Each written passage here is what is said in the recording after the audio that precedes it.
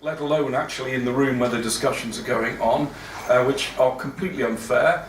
On the other hand, there is a certain type of activists that they allow in very easily, and the threshold for them attending is very low indeed.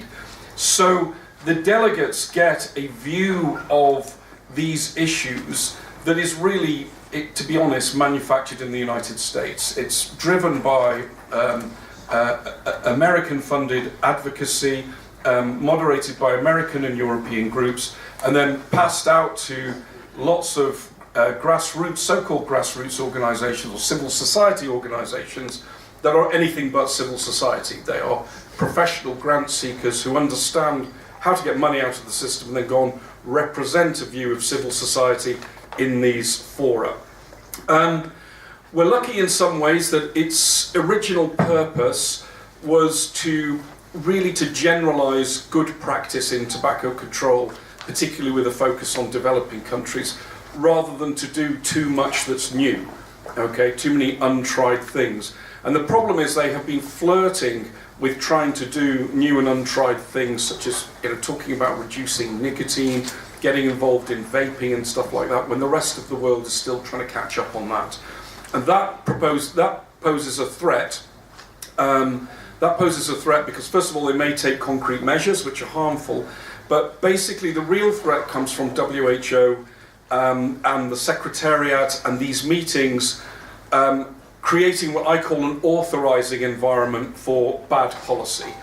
So they will talk up prohibitions, equal levels of tax on vaping products and cigarettes, treating vaping the same as smoking from point of view of banning in public places, banning all advertising, promotion and sponsorship. That essentially is where they're heading with this, is to treat the harm reduction products exactly the same as if they were combustible tobacco products, and that would be a terrible thing. And I hate to say it, they're doing quite well with that agenda. There are now over 30 countries that have an outright prohibition on e-cigarettes, and more will surely follow. So it's a very hard organisation to engage with. The key to it is to understand that all the decisions get made about 2 or 3 months before the meeting actually happens. And those decisions essentially get made in capitals. And there's a bit of negotiation at the meeting, but essentially all the member states determine their positions well before they go there. And you can influence that. That's the key thing to understand. You can shape the position of your government or the bloc that your government's in at home. And that's where you have the greatest standing, the greatest legitimacy, and the easiest access. Very difficult to do things at the meeting itself. So is that a reasonable general introduction? We'll round out how awful this is as we go through the rest, because it is truly awful. Martin knows better than I do, I think, having attended some of these things recently. I have basically 5 tips on advocacy. Have I got time for that? Yeah. Okay, I'll do them very quickly. First of all, most advocacy is 80% perspiration, 20% inspiration. Okay, it's about being organised. It's about having networks, contacts, email lists, understanding how to get hold of journalists, having the facts at your fingertips, having fact sheets, knowing the journalists, knowing the politicians, being able to engage with them, knowing who to write to, knowing when things are happening. What's the timeline of events where you can get involved? As I say, if you wait till COP9 to start lobbying COP9, you've missed the bus. It has to happen 3 months or so earlier, or maybe even earlier than that. So get organised. Okay, get organised. That's my number 1 tip. Secondly, basically don't try and be too clever. The thing that vapers and consumers have is not an in-depth knowledge of science, epidemiology, toxicology, although many do now. I'm first to admit they're great self-made experts in this field.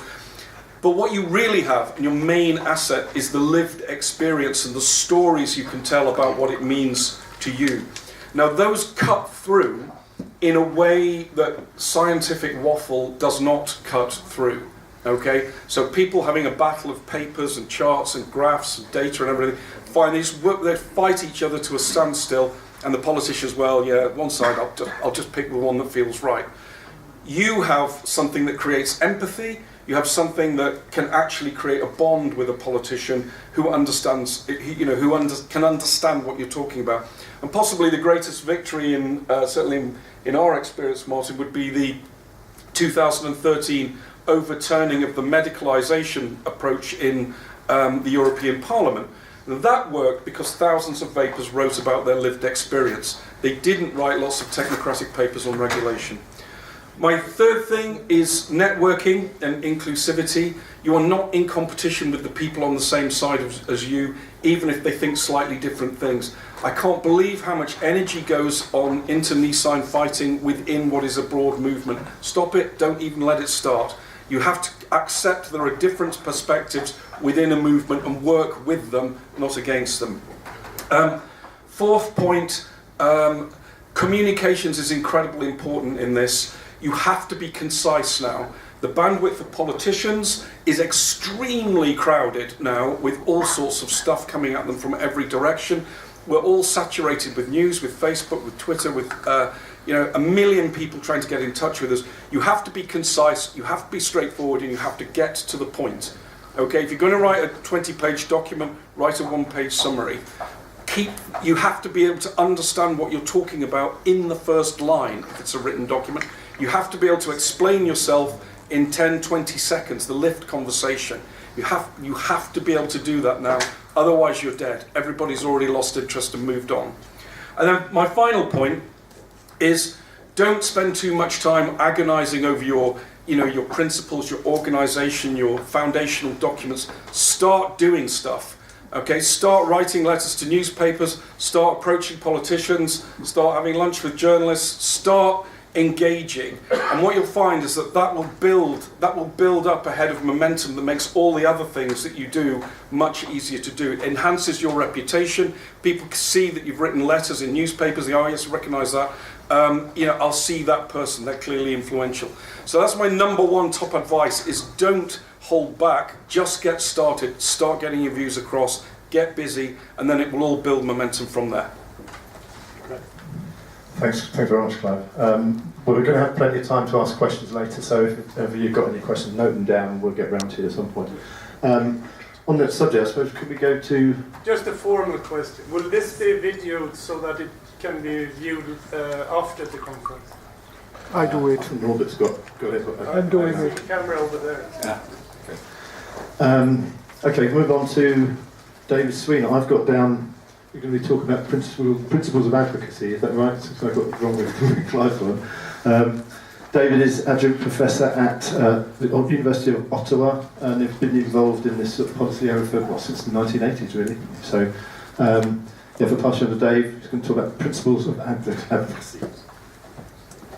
I think as some of the things that Clive has already said, we should all take to heart in terms of how this sort of practice is done. If you're trying to change something, how do you go about doing it? I mean, identifying ideally where you want to be, figuring out how you're going to get there, who are the people you need to influence in order to cause that to happen, and what are the things you need to do to change those minds, to influence those people, to get to where you want to be. I think there's general rules, and when we're talking about COP, I would use the Framework Convention as a really good example of how not to do things. Because they've taken this very top-down approach, and we're going to tell you what to do. I see that sort of approach as being comparable to things like Soviet 5-year central planning. It looked good in theory, it didn't work really well in practice. In practice, the sorts of things that have worked quite well is being far more entrepreneurial, looking for opportunities as they come along, because the environment is changing all the time. There's different sorts of products that are coming up. There's new science that's emerging. There are leaders coming forward from the consumer community. How do you change with these things as they happen? And be careful about getting too structured and missing those opportunities. So I'd say really focus on being an entrepreneur. That this is really an entrepreneurial art. This is not a science. This isn't like a physics textbook. That this is a matter of being creative, looking at what comes along, Who are the people who are your opponents? How do you counter them? What sort of evidence is coming up? How do you get hold of that? How do you assert your rights? Because the science and human rights are very much on your side. Those are very, very powerful tools to use. To be able to use them creatively, to point out how ridiculous many of the policies have been that oppose vaping. You know, where else do we do things like permit a really, really deadly product, but try to restrict access to things that could replace it that are far less hazardous? You know, that really doesn't make a lot of sense. You know, to say that we don't want people to play tennis, but it's okay if they toss bombs back and forth across the court and see if they can catch them and throw them back before they explode. I mean, we wouldn't go that way. So I think, and keeping track of how the science is developing, and I think this is one of the shortfalls of taking framework convention approach of saying, we know what to do, now we just have to do it. And in reality, you know, human knowledge is developing all the time. Our experience is developing all the time. To try to do a freeze frame, here's what you need to do on taxation, before you know what products are going to be there, is like saying, we're going to organize what we need to tell farmers about the most effective use of the horses on their farm. And then there's tractors. Or we're going to have a policy about the availability of landline telephones so that people can communicate. And then there's mobile technology. That trying to adapt to these things is very difficult, and I think many of these sorts of things collapse in upon themselves. So we end up with countries coming up with rules that simply don't make any sense. And when people start hearing about it, they realize that. When you get people to actually laugh at authority, you know, to laugh at your opponents, to see the absurdity in their arguments, that's an incredibly powerful tool. And I think we get a lot of opportunities here for you to do that. You know, the idea that they would be giving relative advantages to a product that kills over half of its long-term users when technology is developed to the point that we have products that are a tiny fraction of the risk. The idea that the people who say, our fight is against those big tobacco companies are the ones who are protecting cigarettes. I mean, that's absurd. I mean, there's so many things that we can point out, and then to look at the data. So when the people are saying, no, consumers won't use these products. Well, consumers are using these products. We are seeing the biggest declines we have ever seen in smoking, most rapidly that we've ever seen because of substitution, and we're seeing it in numerous countries. So as we point to the examples of what's happening in Japan, what's now happening in the US, despite all the opposition to vaping, how it's driving down sales more rapidly than we have seen. You know, what happened in Norway? What was the history in Sweden? What happened in Iceland? Or even here in Europe, what's happening in various cities? You know, the idea that Vilnius, where I was last week, you know, over 20% of the cigarette market has now moved to heated tobacco products. You know, last year it was less than 5%. We're seeing huge breakthroughs in cities around the world, places we wouldn't have expected. It's happening in real time because consumers are able to move. And I think we have that sort of evidence. We can talk about reality when other people are talking about morality. They're still seeing something as a sin. They're denying that it's happening because it's uncomfortable for them to accept that it's happening. I think in many cases you're in the exact same situation I was early in my career of battling the cigarette companies. You know, they were powerful, they were setting the agenda, but the stuff they were saying was nonsense. It was not scientifically founded. It was a denial of human rights. And we were able to beat them up pretty bad. And I think we're just seeing that whole process happening again. It's just the people who should be helping doing things like replacing cigarettes are doing things to protect cigarettes. They've become their own enemy. You have the ability to fight back against that, and I think you have an awful lot of tools. Start getting creative, have fun in what you're doing, because it can be a lot of fun changing the world and seeing what sort of impact you have. Thanks, David.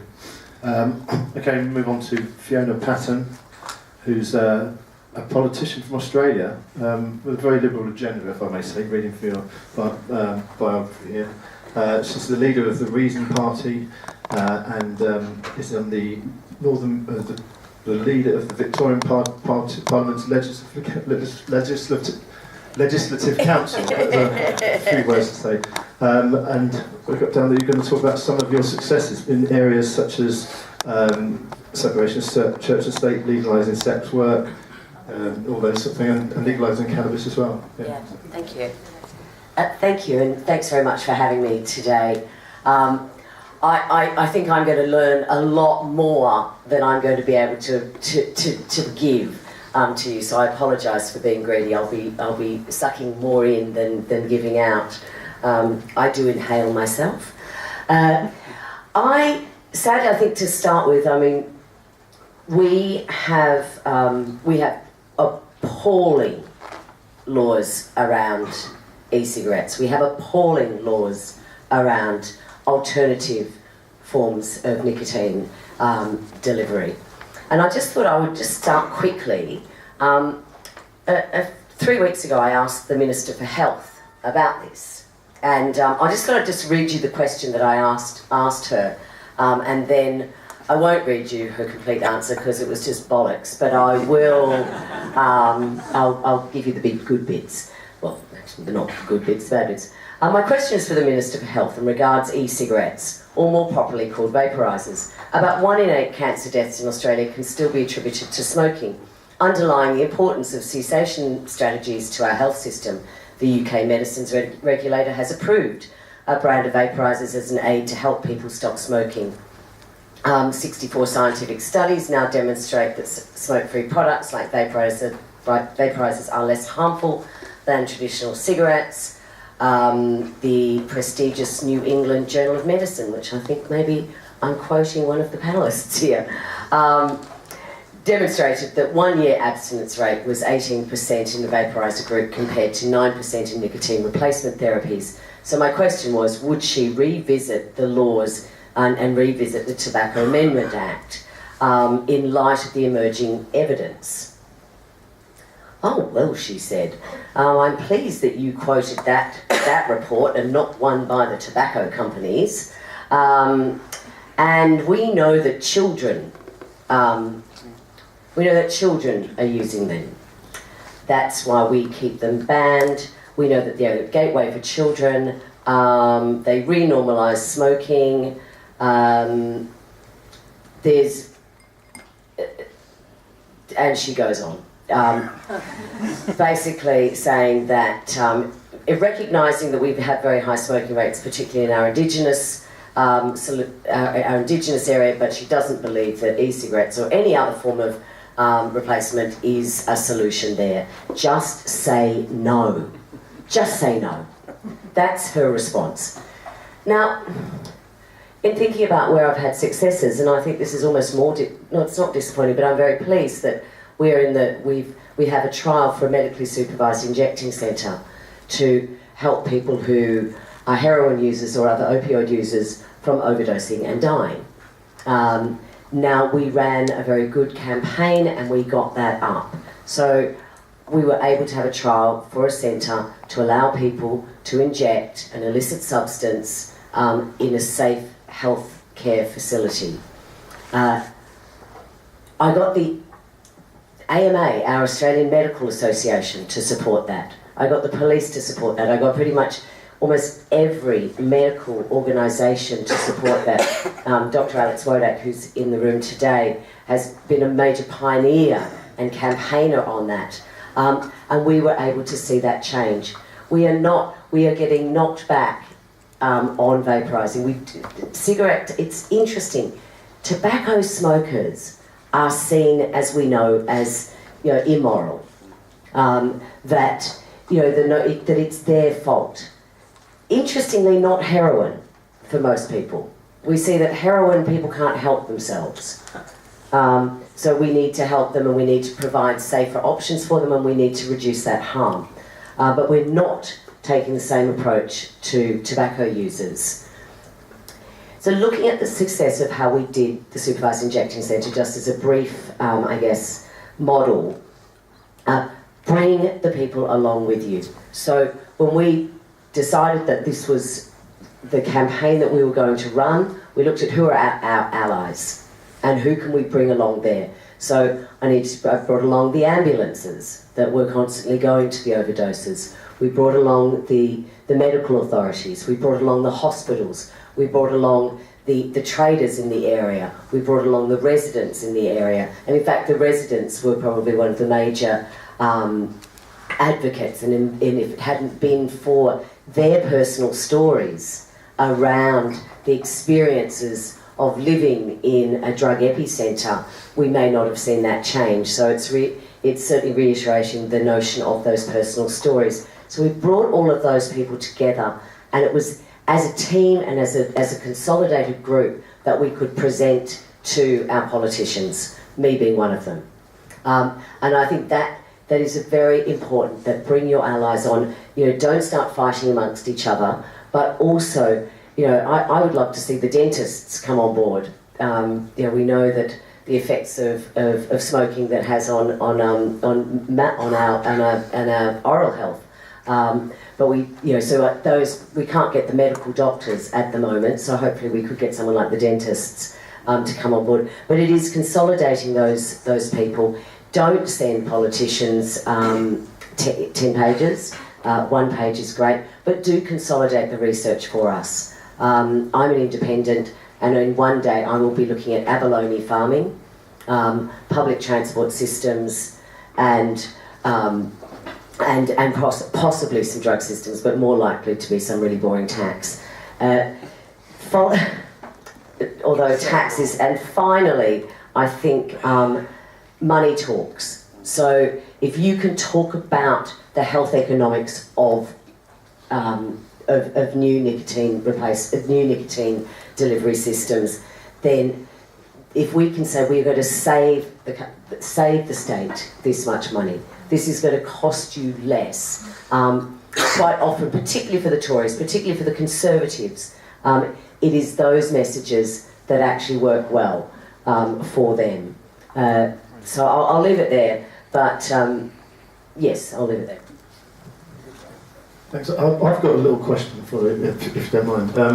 How much do you think what's happening in New Zealand at the moment over e-cigarettes is going to sway in Australia? And while Greg Hunt once said, Greg Hunt, the Minister of Health, once said he's not going to legalise vaping on his watch, he famously said, I've seen signs that things are maybe teetering a little bit in Australia. Do you think there's much evidence that things might change because of what's happening in other countries? New Zealand, it's like nice Australia. I mean, they're just that little bit better than us in most things. Jacinda Ardern, we just all want to adopt her. We'd like to adopt New Zealand and have it part of Victoria. I just don't think the New Zealanders are all that interested, sadly. It may have an effect, but there's many times when New Zealand has done wonderful progressive things, and we've just looked on like there's some mad little nephew that we've got racing around doing clever things. I hope it does, and I think certainly some of the work, and I'm sure we're going to hear about it today, around Indigenous groups and Maori groups, and I'm suspecting there's some people in the audience going to talk about this later, but that was I've put that to my Aboriginal groups around. So I am trying to open the door through those marginalised groups. So again, not just the evil smokers, but looking at those disadvantaged groups and seeing if I can get a little bit more compassion for them. So yes, what New Zealand's doing is good. Australia, I think we've still got a long way to go with Greg Hunt. Okay, thank you very much. We'll go on next to Kim. Kim, what's your title at the moment? Is it acting Director General or something? Acting General Secretary. Okay, Acting General Secretary of the International Network of Nicotine Consumer Organisations. I should have been practicing that. Now, you organised some sort of events at COP8, and you were going to go through maybe what you might not have done right that time and how we can correct it for COP9 perhaps, yeah? Yes. First of all, I'm going to say to Clive that thank you for that.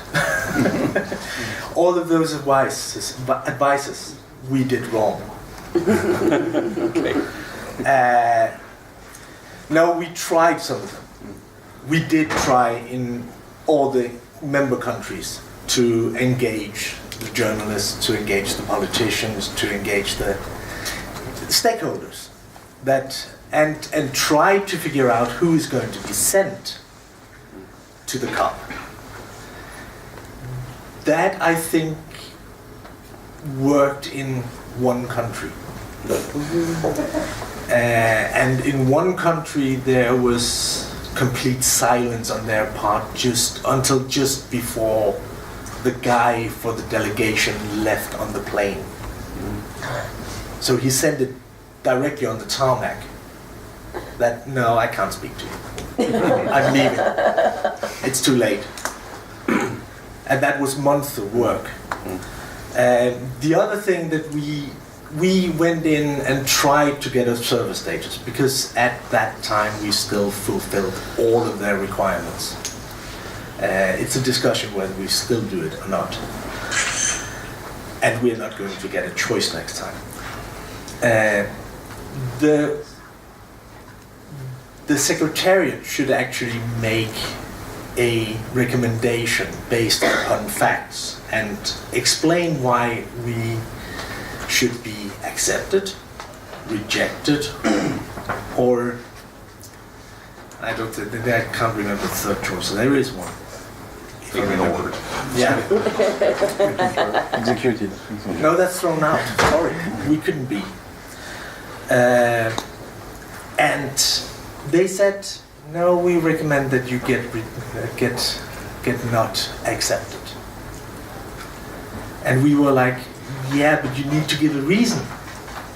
Yeah, well, we have an email trail that's very long and one-sided, trying to get that explanation.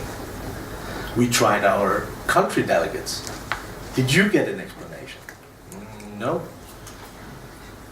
And the Secretariat, when we finally got through to them, said, oh, that's the countries that decide. So basically, we were turned into a roundabout on that.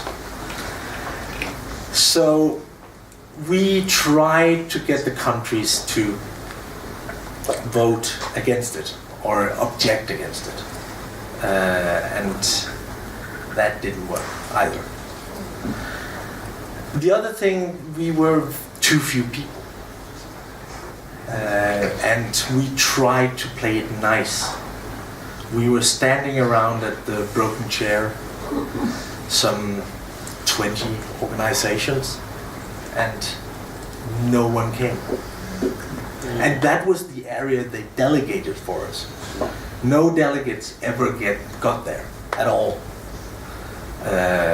Mexico did have a bit of success. They captured their delegate outside of the venue and talked to him and actually got some responses. But most of them went, we're not seeing you. And we learned quite a lot of lessons. And I'm not a good speaker, so I'm going to make this quick. We've made lots of plans for the next one, and we've tried to. We started in the beginning of this year, and one of the first things we did was contact you, the actual organization on the ground with the COP. And you will tell about that. And there's a huge amount of work that's going into this, and for the advocacy organizations, the consumers, we need you to engage, because you're not, most of you. And we hope, because it's depending on funding, to have a lot of countries send a lot of people there, because we need to protest it. Finally, I'm going to say one thing about when we actually got into the COP. there was a lady from Africa, which I was amused about. She was complaining that this particular session, it shouldn't be open, because last time that when it was open, someone actually told her boss what she said. Oh my God, And she transparency. and she got really, really bad reviews at home. So, with that, I think. Okay, thanks, Kim. Thanks, great. As Kim mentioned there, the Netherlands is quite important because this is where COP9 is going to be happening, and we have Eveline Hondius here, who's from the Netherlands.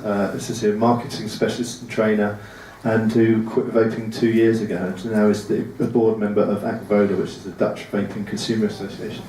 So I've got down, you're talking about INCO and consumer organisation plans for COP.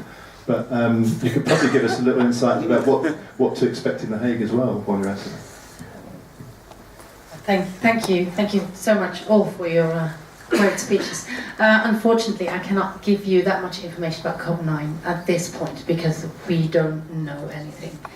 And we're not in the loop, so they won't tell us. So I was asked by Jessica to tell you something about the environment and harm reduction policy in the Netherlands. And I can be very short, there is no harm reduction policy. The Netherlands has a prevention agreement, and that prevention agreement doesn't necessarily focus on harm reduction. The only thing they want is to prohibit everything that is bad. So basically, they have an agreement that says in 2040, no one's allowed to smoke. There's a smoke-free generation that is starting right now. And it focuses on smoking as well as obesity and alcohol abuse. For us, alcohol abuse and obesity is not necessarily a thing that we should be focusing on right now, but smoking and vaping for the Dutch law is kind of the same, albeit that it is possible to buy 5 cartons of cigarettes and use them any way you like, but you can only get the 10 milliliter bottle of liquid. So as I think it was David who said, it's really weird that the harmful alternatives are very freely available. You can buy them anywhere, and even though there is an age limit of 18, it's not really enforced. So in the Netherlands, vaping is used as is seen as a byproduct, and they want to make it a smoking. They want to use it as an example. We're not using it as a harm reduction. They don't want you to vape. So they are going to try and get people to not vape. You can't smoke either. Necessarily. I mean, seriously, they don't want you to do anything at all. Just be healthy. Just quit, as Fiona said.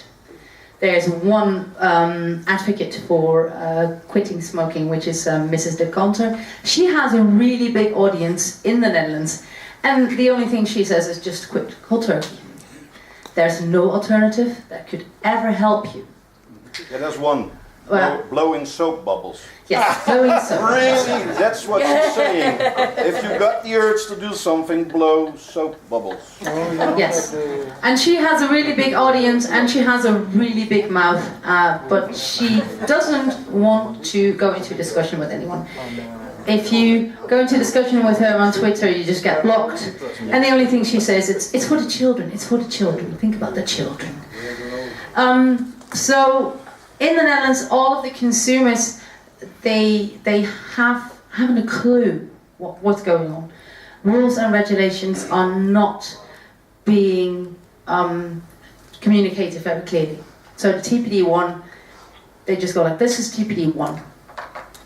And then everyone went, so what's happening? Oh, you cannot buy that big tank, it has to be 2 milliliter. Or you're a smoker. You're not a vapor, you're a smoker, so you have to be in a smoking area.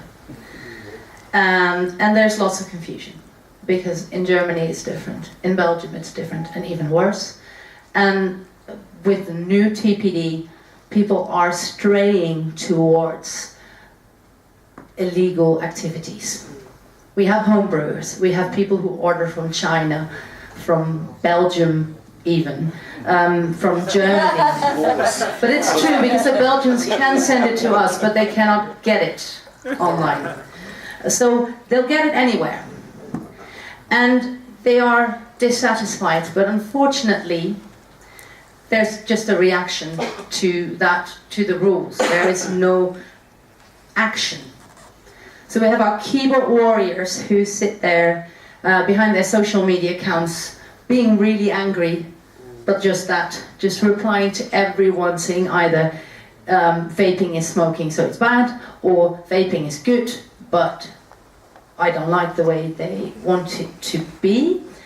But they don't do anything. They just sit there and comment on everything.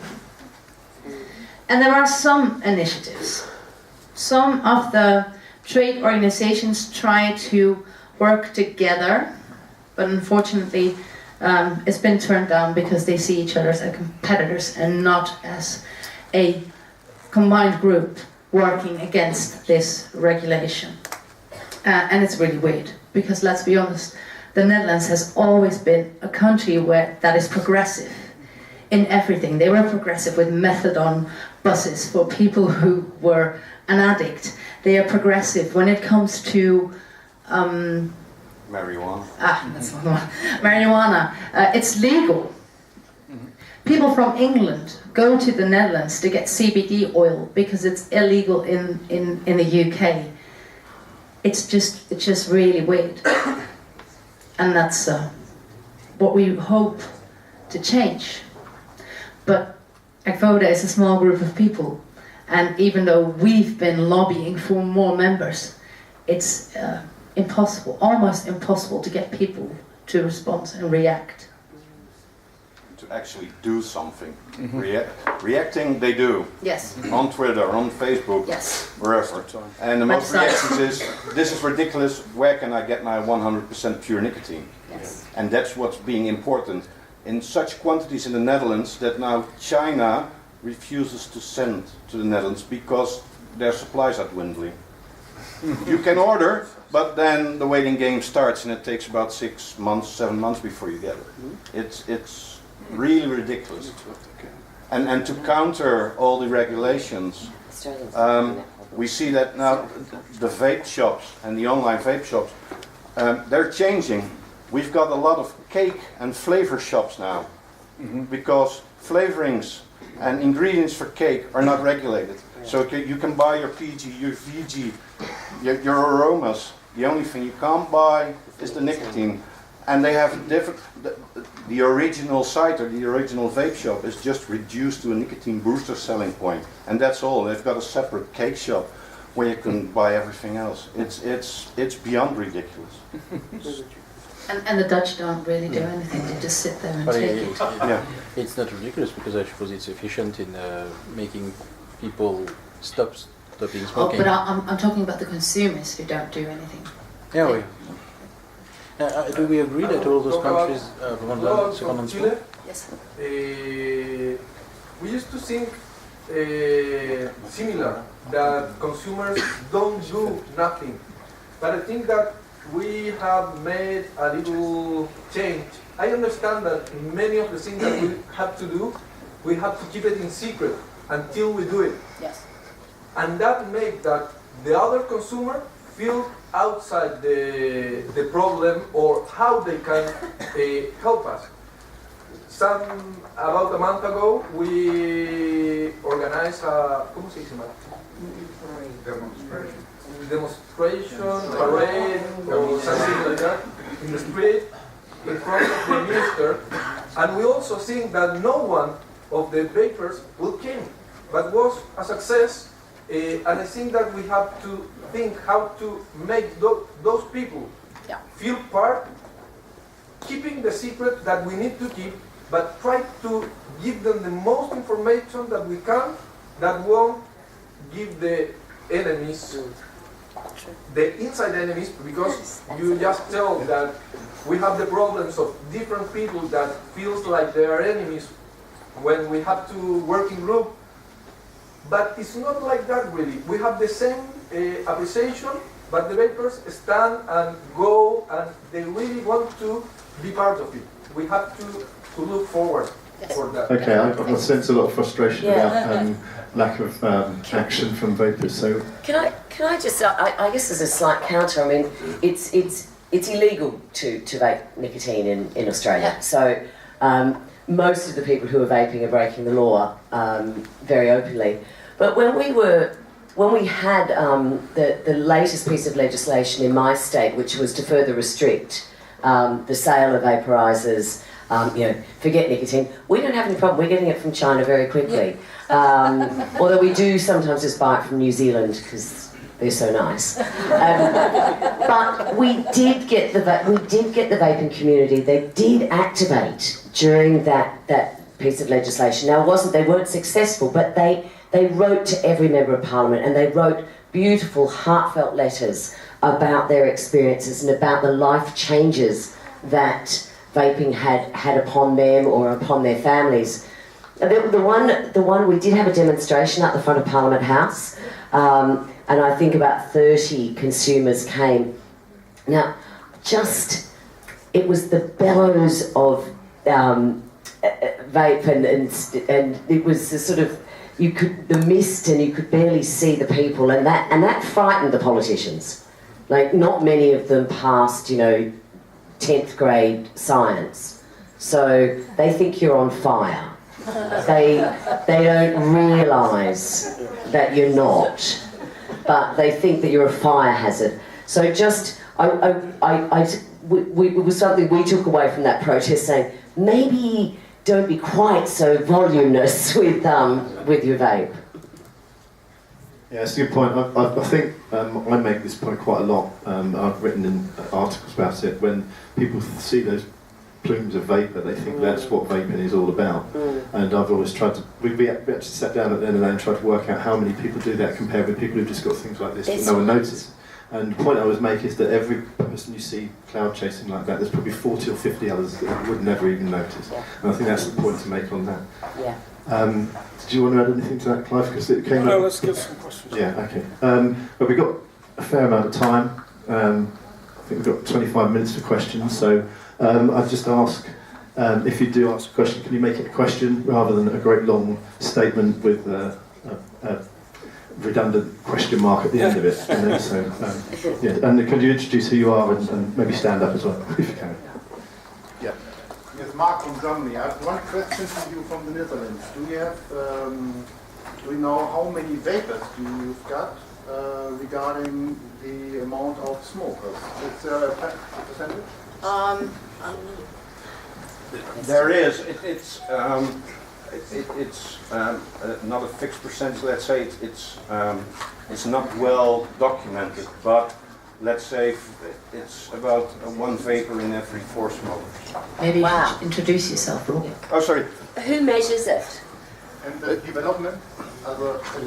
It's growing. It's growing. Okay.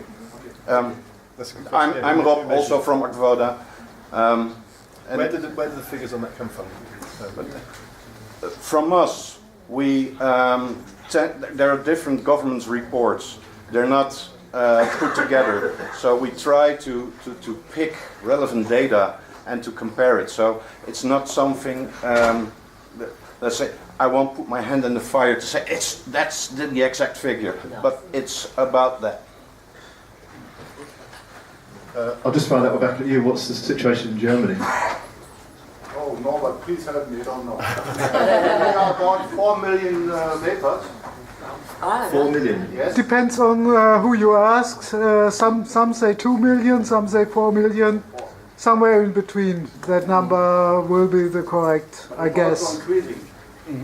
Okay, thanks. Roberto, could you speak up from back there? Yeah? One question about the Netherlands. Some time ago, we signed a letter by somebody, Walker, what's his name? We all signed a letter. Lynn Dawkins.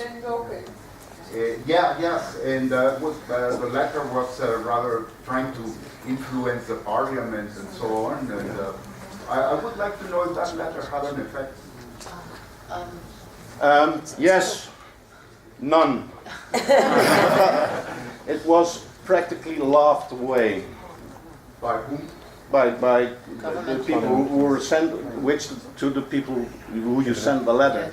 We asked about it, and we also sent a letter of our own. And the only, let's say, response you got that had any, that was just not just pure nonsense, was, well, what's the rest of the world got to do with how we do our politics? So why should we listen even? But you should say then it's a banana republic.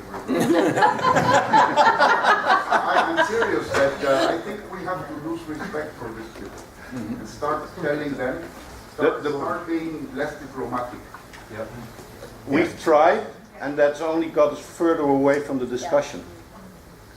We had some influence and we had some contacts in government, and there is a national governmentally sponsored non-biased research organization which produces the research which supports what the Dutch government wants to say. So, and we had some people there, and they actually told us that they were not allowed to talk to us anymore. Okay. Has anyone got any questions not about the Netherlands? Yes. Hi, Mark Oates, Snus Users Association, UK. Are we doing enough at election time to mobilise vapers so that they know which parties are the best ones to vote for? Okay, yeah, I'll just say to people who don't know, Mark, you're a researcher in the UK Parliament, aren't you? Yeah, that's right. Does anyone want to take that one? It's a very good idea, because if politicians think that they may lose their job over this issue, you may see them starting to change. If also, when we see so many political parties trying to be as exactly the same as the other political party, so that there's very little sunlight between the two, if they see one diverging on this issue, that may also result in a rethink from the other parties. So I think it is really important. I know the vaping community in Victoria, with very limited success, certainly put out how to vote cards on election day to say which candidates and which parties supported vaping and supported law reform and which parties didn't. However, they probably only had about 10 people handing out, so didn't get in the hands of too many people, but it is a very good idea.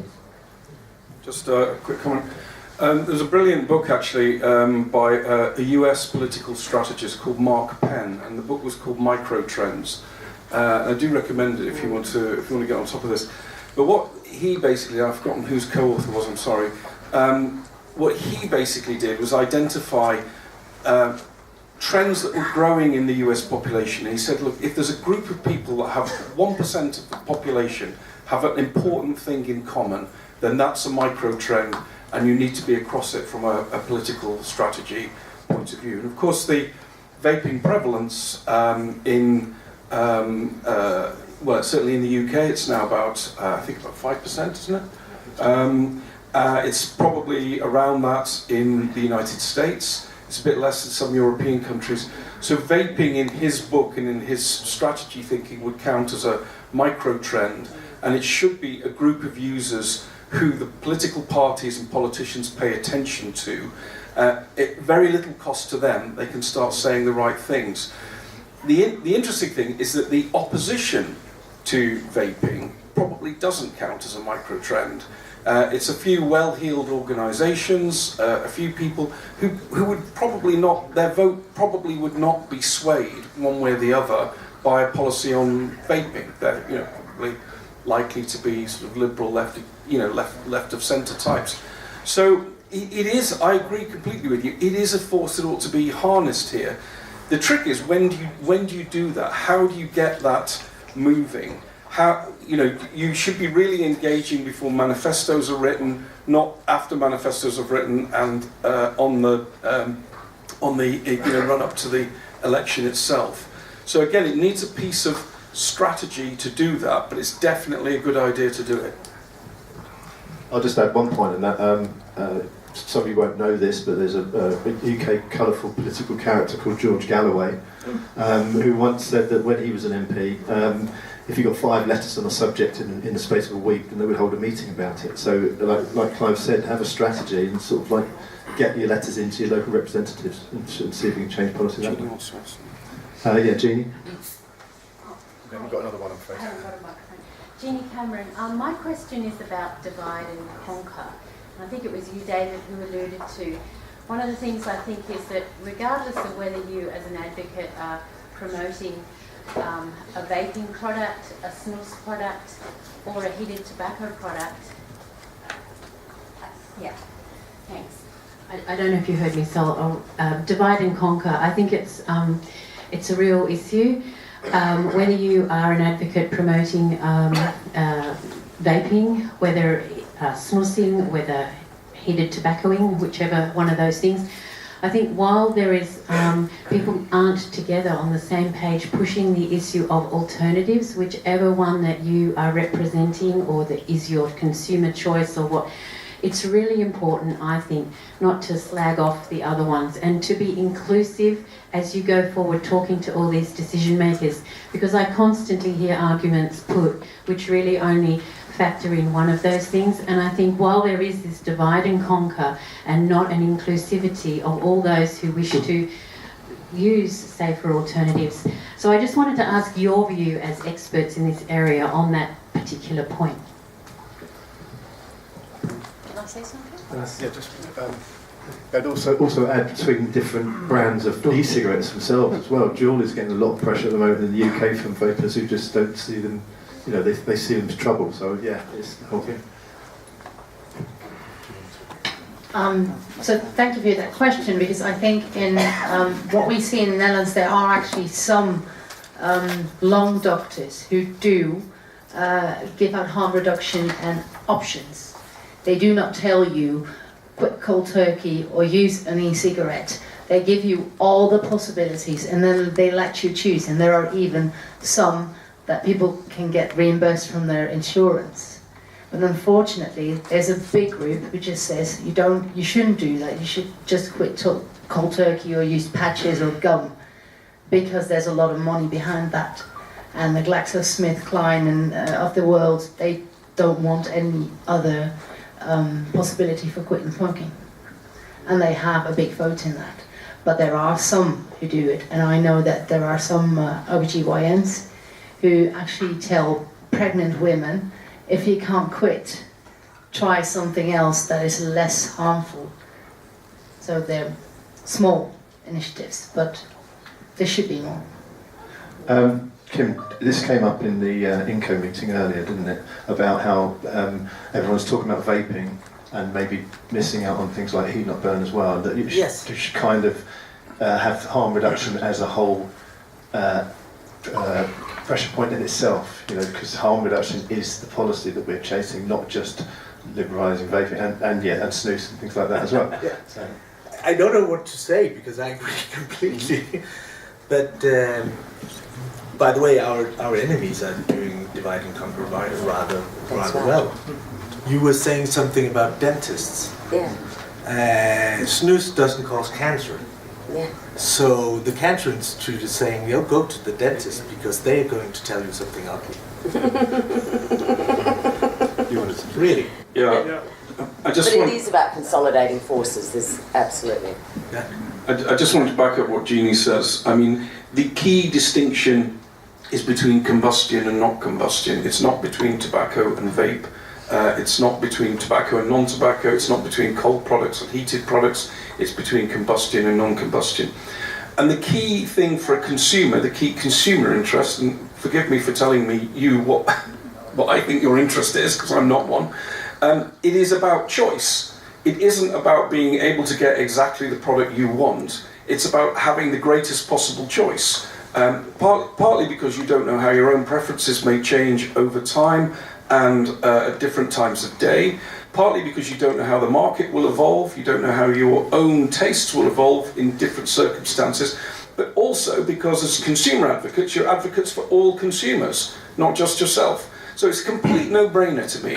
You should be advocates for the entire category of non-combustible products, recognising there are differences between them, but the similarities in health terms are far greater than the difference. The similarities are far greater than the difference between these products and smoking combustible products.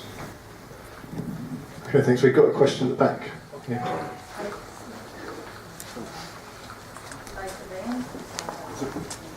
There's a button on the front you have to press until it turns green, I think. You or the mic? I'm pretty loud, I can yell. Yeah. Mike Cobain, New York State Vapor Association. For a lot of years, we've been fighting with regulators in the U.S. And the regulators are frequently influenced by three-letter organizations, of course, who are anti-everything that's, not pharmaceutical products. And what's worked in the past has always been to present them with data and say, here are the studies that show that your statements that these three-letter organizations are giving you are not true. Here's our research, here's the studies, here's the citations, here's the references, and that's always worked in the past. Now we're at a point where they're like, yeah, I don't care. I don't care. Or I'm not reading all of these studies, so too bad. So what are our options now in trying to present people who literally are not willing to look at facts and truth and science? Well, you're the North American person on this panel, so... The death of truth is very real, not just in the U.S., but the U.S. has certainly taken a huge lead in doing this. I think challenging them on where they've got things wrong. This isn't the first time that bodies like the Centers for Disease Control have missed the boat on an important public health issue. I can give you cites from Jane Jacobs' wonderful book, Dark Age Ahead, about how they completely missed what killed so many elderly people in a heat wave in Chicago, because they went in with a pre-existing view and they only looked to confirm it. And all it took was one person to look at the data and say, you're wrong, and here's why. Here, it's amazing that in the US, I think one of the advantages is an awful lot of people in the US really don't pay attention to what they're told by authorities. And amazing things are happening despite all the opposition. So that the idea that cigarette sales are falling markedly in the United States, that the number of smokers is going down, the number of vapors is going up, the estimates of the number of vapors, the reports that come out from Wall Street every 4 weeks on the Nielsen data, following what's happening with cigarette sales, and it is dramatic. And they also show how vaping sales are going up as cigarette sales go down. It's one of those mirror image graphs. To be able to use this stuff, and I'm very big on the idea of using humor about how people can just miss things and how ridiculous it looks, how funny it is that they miss the obvious. And again, to quote Jane Jacobs, the history of public health is about people being detectives. The history of science, of human advancement, of the idea you look for information from every source you possibly can. You are curious. You're trying to figure out, whether it's why some people got cholera in the 1850s and other people didn't. People like John Snow. Why did the milkmaids not get smallpox? Jenner. And then we get to the point of people saying, I don't want to look. Like, where are they coming from? This stuff is happening right in front of their faces. They all know people who have quit smoking by vaping, and they're denying that it's happening. They can see what's happening to cigarette sales. There is no other rational explanation. The CDC has people who say, we don't accept that vaping is reducing smoking because we don't see the evidence. Well, talk about blind. I mean, this is the sort of detective that walks into the room, and somebody's got a knife in their stomach saying, Clive Bates did it! And they said, we have no idea, what could have caused this. We're pretty certain that it's natural causes. So when they miss something, like to say, so you're missing the reports from the companies themselves to the Securities and Exchange Commission. You go to jail if you lie to the Securities and Exchange Commission. Wall Street analysts are putting all this information together. Nielsen data is showing all of this. It is coming out in surveys of consumers. Try to explain how there's so many thousands of vape shops and how Juul got a valuation of tens of billions of dollars if nobody's doing this. I mean, the evidence is all over. So I think the idea of being able to challenge them, to ridicule them, to get people to laugh at them is what's necessary to get them back into actually paying attention to the concept of truth. Yeah, okay, thanks. Thanks for that. I know that was about America, but I'd just like to ask Fiona, because you're getting the same sort of thing in Australia, you're getting maybe 1, 2 or 3 key public health professors who are just refusing to look at the evidence, cherry-picking stuff and giving that to government. Yeah. So how do we get past that in Australia? Look, I think it's going to be brute force, basically. We're going to have to beat them to it. But you're absolutely right. I mean, there's a small minority, and the Cancer Council being one of them, that refuses. And in fact, who's the head of the Cancer Council, Alex? Todd?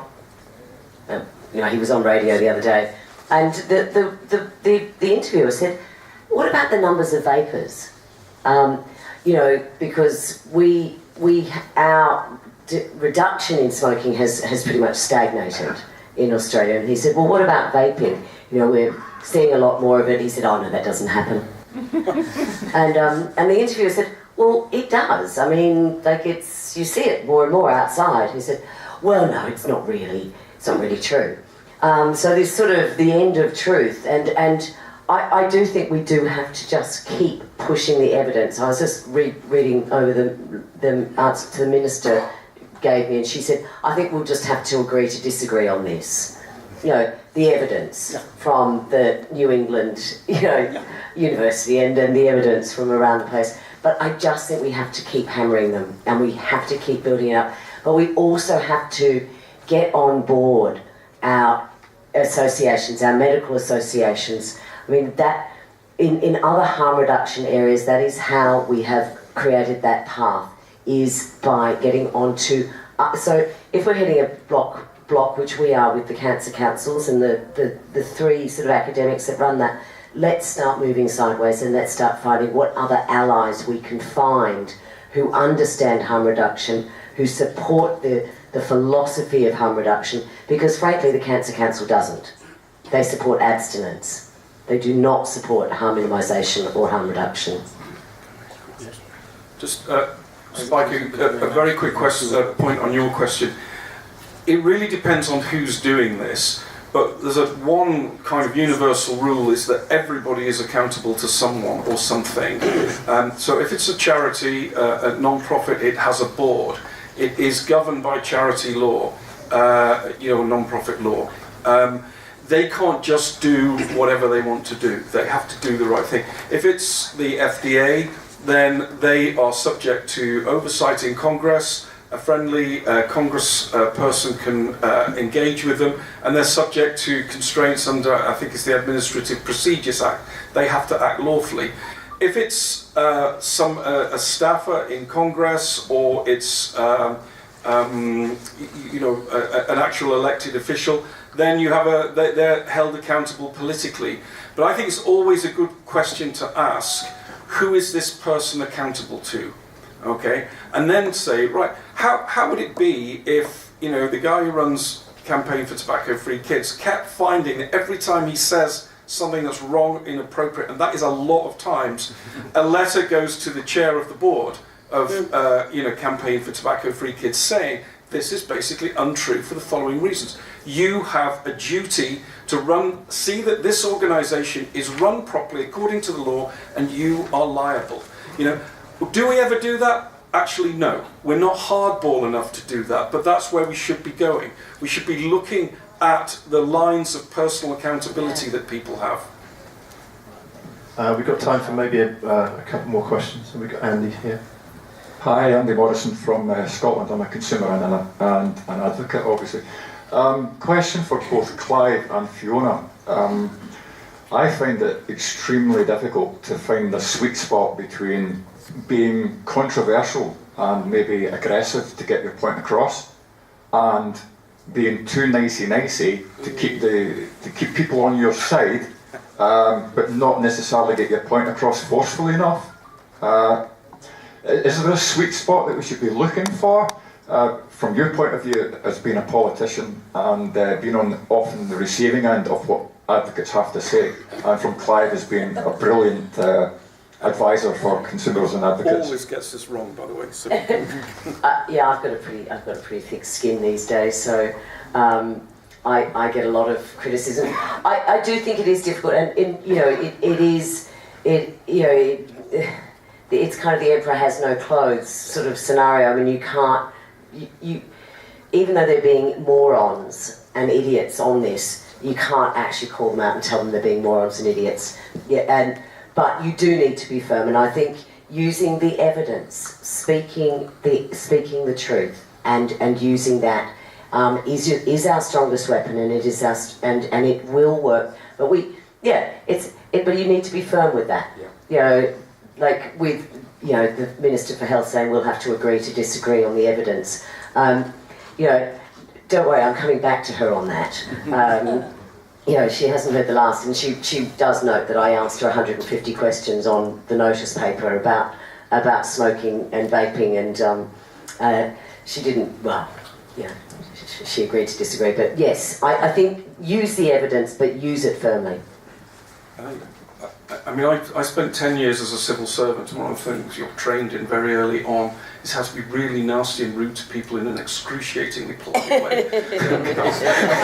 it's a real art. Yeah. Okay, but I will say this, you will never ever lose by being polite, by being respectful, but you can lose everything by being too aggressive.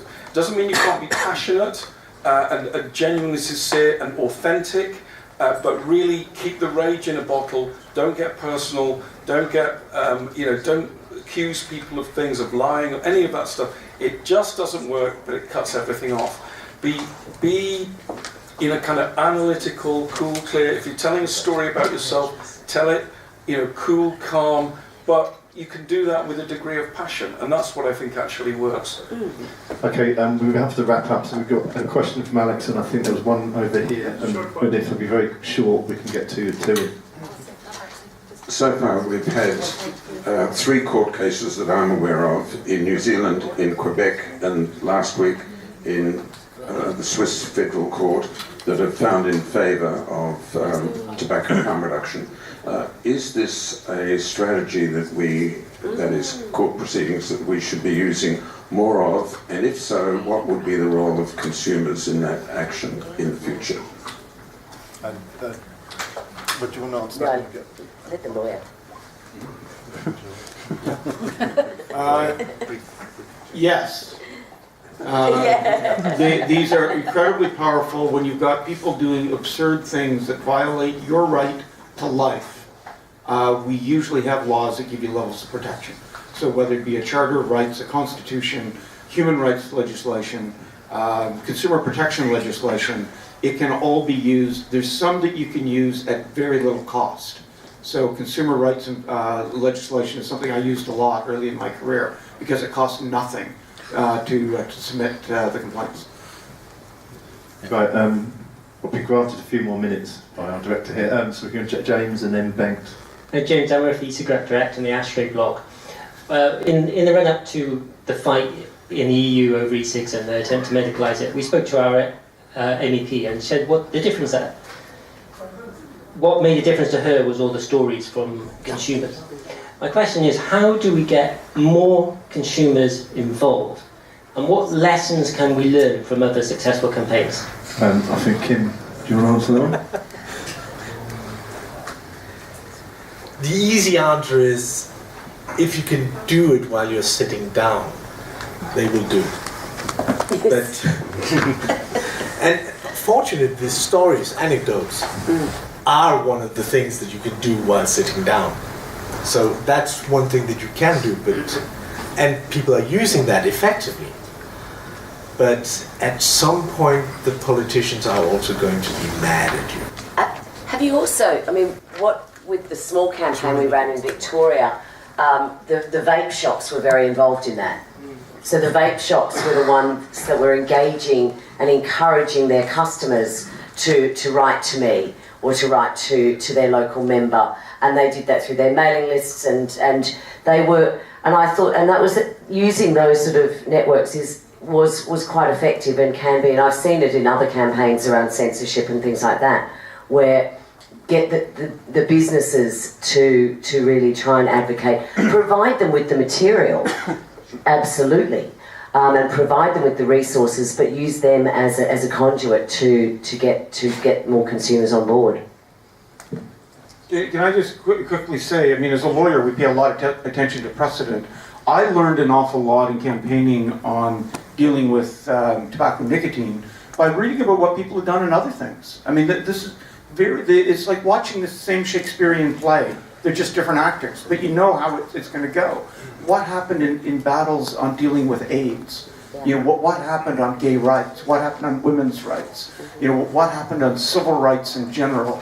I mean, there's a tremendous range of things where we can learn what others did, because we're following in the footsteps that others have for so long. The whole movement to human rights, you know, has been a very long process, and often use the same sorts of techniques that we can use now because we're just continuing that battle.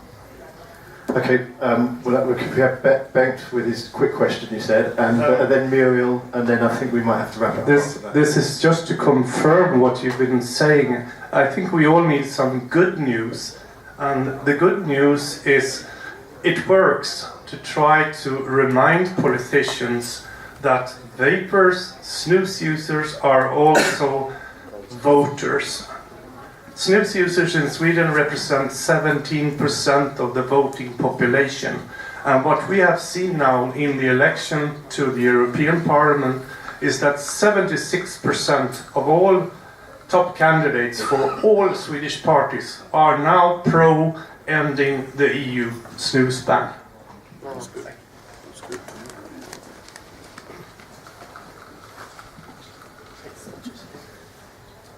The arguments that are being put forward against vaping and harm reduction in general is they have this emotional nature. It's think about the children, and let's not forget that our children, a whole generation got hooked on nicotine ages ago, and they were still not able to quit.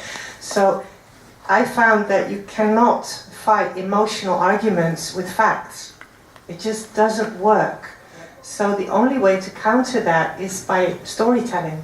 I think storytelling is really the most important weapon that we have, and we need to use it. There's a couple of things I'd like to add. I completely agree with your premise, by the way. The stories are the things that cut through. Okay, but I would add a couple of things. I think the kids issue is used absolutely ruthlessly. It's shameful the way they do it. And if you could magically solve the kids' problem, they would still have problems with vaping. They're being used as leverage against the product as a whole. Where I think facts come in is that you can use them to create doubt in the mind of somebody who is committed. So in the case of the kids thing, what you'll find is that almost all of the regular teenage vapers are also smokers. Okay. Now that then, and you can say, well, in that case, the vaping may be doing them some good. It may be diverting them from a life of smoking. It doesn't mean that they go, oh, you've got a point, I was wrong all along, game over, I'm backing you. But what it does is make them less confident in using that argument in future, and it may take some of the force out of that argument if there's doubt there. And there are several, I mean, I don't want to go into them now, but there are several arguments about kids that you can use to sort of diffuse its power. The other thing I think of is what are our kids? What's the equivalent argument on our side? And I don't mean this in a sort of like, disgracefully using them, but another very emotive group is the very poor and very vulnerable, the homeless, people with mental health disorders, the indigenous people. You know, these are people, again, whose, you know, tend to be much higher prevalence of smoking, higher intensity of smoking, for whom the economic costs as well as the health costs are huge, cuts into their income in a big way. I think being able to tell stories about those groups and coming at the issue from the, well, it's not all one way, it's not all kids versus, you know, grown-up adults. It is obviously there are grown-up adults, but it is, you know, there is a different emotive story to tell here as well on the other side. And I think that breaks through when you get these people who want to just ban everything. So what are they going to do? What's their life going to be like in, you know, in the institution they're in or whatever? Okay, thanks. We really have to wrap it up there, I'm afraid. We've overrun by a little bit. We'll have to pick that up during the day. But I'd just like, first of all, to say thank you to Fiona, Clive, David, Kim, and Eveline for being on this panel. And could you all give them a round of applause, please?